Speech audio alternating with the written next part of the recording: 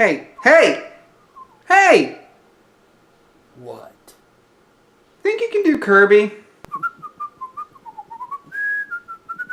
Alright, keep that up through the video. Anyway. Hi!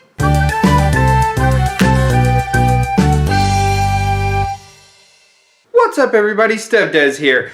I've been racking my brain thinking of what other series to do, and because of the, not the more recent outage of my internet, however, the one before it, I got to revisit some of my Switch games and revisit this one specifically.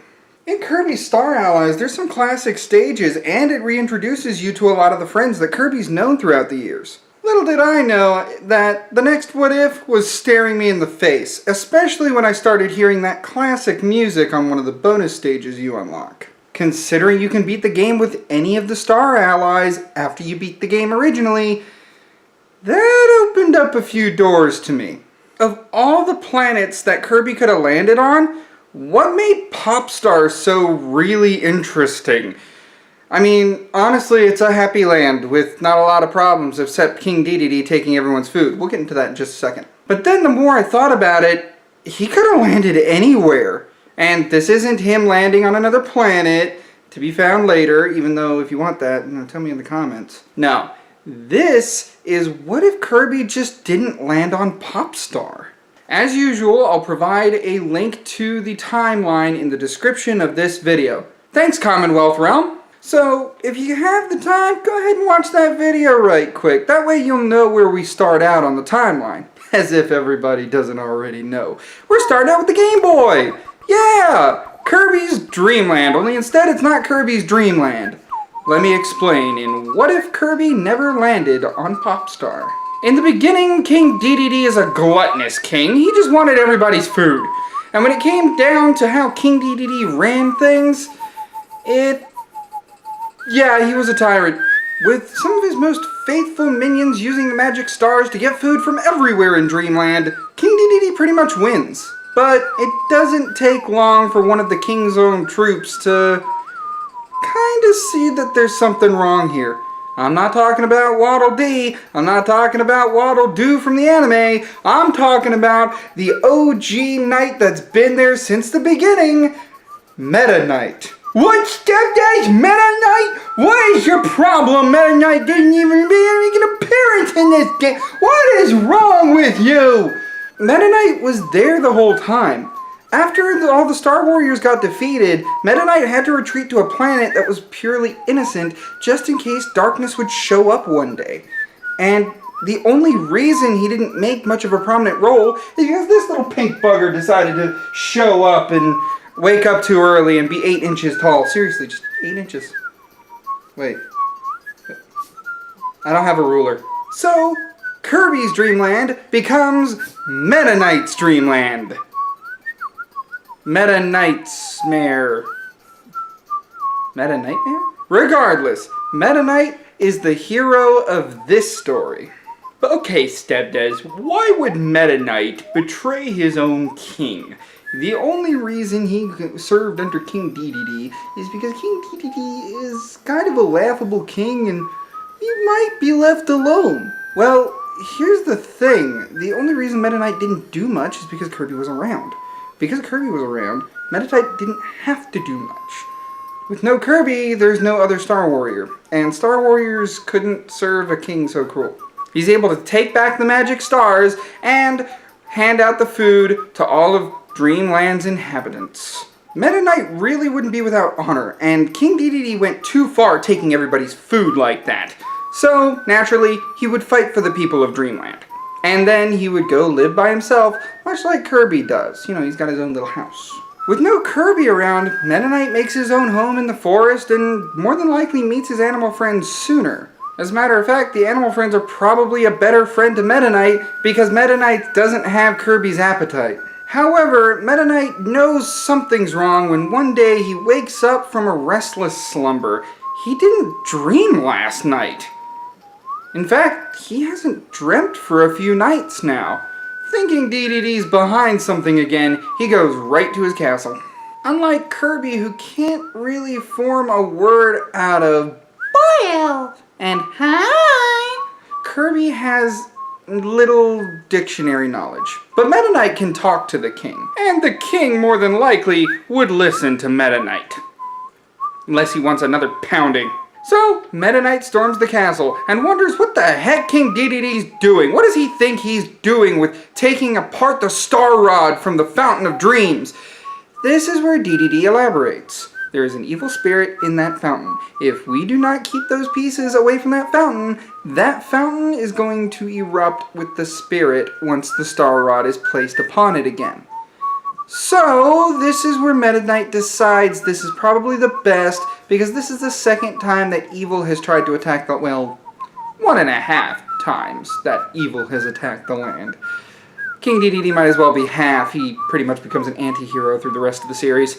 Meta Knight decides King Dedede should know that he's a Star Warrior, and King Dedede receives this information with a little bit of empuzzlement. That's when Meta Knight fills in the blanks.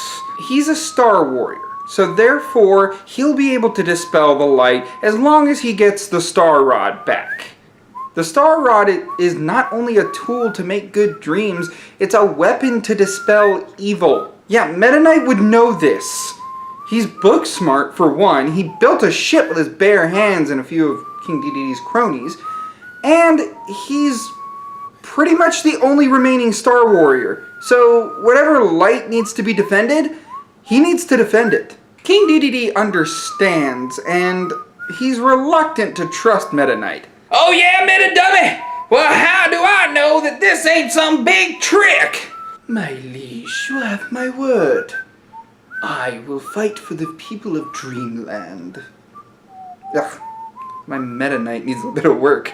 And so, King Dedede agrees, sending Waddle Dees to the corners of Dreamland, well, at least the corners that he rules, in order to retrieve the pieces of the Star Rod. Everybody meets up in front of the Fountain of Dreams, except for Wispy Woods, who's kind of a tree. Sorry, Wispy. And Meta Knight puts the Star Rod back together, but he doesn't put the Star Rod on the fountain. He has the knowledge that King Dedede knows that when the Star Rod's put back on the fountain, the evil gets to shoot away. No, his plan is to shoot a bunch of stars in the water and get the evil to come out weakly. But, unfortunately, that does make the evil leave the fountain, all in the same way. However, there's one thing to take into account here. King Dedede has not trained like Kirby in this timeline. He's never met Kirby, so he wouldn't know how to inhale, exhale, or puff his body up so he can fly. He has none of that training, but he does know how to swing a hammer. King Dedede puts his hammer down, and Meta Knight jumps on the hammer to be flung through space. Meta Knight flies through carrying the Star Rod, and he's not going to rest until Nightmare's taken care of. And with his added experience in being a Star Warrior, I think this battle ends a little bit quicker. Let's face it, Meta Knight's the better fighter. As long as Kirby doesn't have a copy ability, then Meta Knight's just gonna own him. That's why Meta Knight gives him the sword. After the battle with Nightmare, Meta Knight requests that his home be moved closer to the Fountain of Dreams. Seeing as Nightmare corrupted the fountain, of all things, yeah, he's gonna need to be close by to the Star Rod should anything happen again. Not to mention, he could always use the Star Rod to keep the fountain pure. King Dedede has only one objection to this. Alright, but I'm the king around here, you see? So I'm gonna come on by, and you gonna teach me how to use this here hammer as hard as you use that sword of yours. Keep in mind, King Dedede still has a rivalry with the hero of Dreamland. He's the king. He needs to be respected. So this Dedede can't puff himself up, inhale, or exhale. He still wants a rival, and he still would want a proper challenge in the future. He needs to show these people that, guess what, you still gotta fear me, even if there's a new hot shot in town. So, King Dedede wants training with his hammer, and boy does he get the training. Meta Knight agrees with this proposal, thinking it'd be fun to see the king as more of a friendly sort. Maybe he could curl the king to the side of good. That'll make things easier. Kirby's Dream Land 2 introduces a new villain to the series, Dark Matter, and Dark Matter is there as quite a problem for Meta Knight. However, the game itself doesn't really change that much. Other than joining forces with a few of his animal friends, Meta Knight doesn't really need much help, and the rainbow drops collected actually are used to enhance his sword, since the rainbow sword idea was just because Kirby didn't have a sword regularly. With Meta Knight's own rainbow sword, he's able to vanquish Dark Mind and send him off, and spread color throughout Dreamland, you know, kind of like Kirby does. There's not a lot really to say about Kirby's Dream Land 2, it's just a sequel. Not to mention, he doesn't really need his sword to carry him up. Wings. There's also really not much difference when it comes down to Kirby's Dream Land 3, except Gooey wouldn't make an appearance, and copy abilities still wouldn't be a thing. Kirby is not in this series, so any of the copy abilities that Kirby's popular for, unfortunately wouldn't make a scene. It's kind of interesting, but considering the different moves that Meta Knight could learn throughout the series of games, could add things. However, Meta Knight still gets the Love Stick, yeah, that's what they called it back in the day, and vanquishes Dark Matter, only to reveal Zero. No, not that one. No, wrong again. There you go. After being expelled from Dreamland by Meta Knight and the Love Stick, Zero has to find another planet. Why not Ripple Star, maybe? When it takes over Ripple Star, Ribbon still falls from space, but Kirby's not there to meet her with another of the crystal shards. She's defenseless. Meta Knight's watching over the fountain. Sitting atop the Fountain of Dreams, he does find one of the crystal shards, and decides to take the Star Rod because crystals flying down from the sky, that can't be a good thing. Meta Knight ponders this crystal he found, and decides to run off and see if anyone knows about it. Meta Knight runs off with the crystal shard he found, and he finds the corrupted ribbon. It doesn't take much, but this is the first boss of the game, so it wouldn't be hard. However, after beating her and purifying her with the Star Rod, Meta Knight decides to question the Odd Fairy because he's never seen this creature. Ribbon explains about what happened to her planet and why it's covered in darkness. Big mistake there, Meta Knight. Meta Knight apologizes and vows to fight with Ribbon in order to restore the crystal and help recover her world from darkness. It is kinda his fault this happened, so he's willing to make amends and fight with the fairy. As our hero sets out to start Meta Knight 64, the Crystal Shards, this is where we leave things for right now. So what do you all think? Do you think the game might change at this part of the timeline? What about Kirby? Where did he land if he didn't land on Popstar? Leave your comment below. I'm interested in reading some of those. For more what-ifs in the realm of video gaming, like if Mario grew up in Sarasa Land as opposed to the Mushroom Kingdom, hit that subscribe button. Like the video if you enjoyed it, and as always, I'll see you in the next one. Ciao. And exporting. There we go. Alright. Man, thanks for that.